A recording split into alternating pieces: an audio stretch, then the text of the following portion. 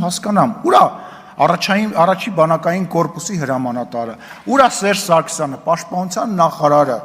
որ մեծ խոսում են, ուր են դրանք, Ռոբերտ Քոչարյանը, որ բերանը ծռելով մեծ խոսում է, ուր են, թող գան ինձ եւ հազարավոր այն զորամասը, որտեղ ծառայել եմ, ու չեպկայ ա եղել, եւ ամեն 6 ամիսը մեկ երեխեք են եկե գնացել, ուր են այդ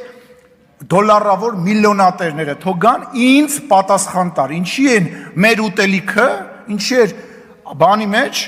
ամանի մեջ լսնում էին եռացրած ջուր, կտրտած կաղամբ, կներեք որ պատմում են, բայց պետք է շփացնել էսի միլիոնատերների երեսներին, էլի։ Կտրտում էին, լսնում էին կաղամբ, կարտոֆիլ ու կիլկիվ տամատնամ սոուսի, եռացնում էին ու տալիս էին երեխեքին։ Իսկ հաց ստանում էինք 7-ից 10 օրը մեկ, այդ հացը փաթաթում էին թաց շորի մեջ, դուք պատկերացնում եք հացը 7-10 օր փաթաթված,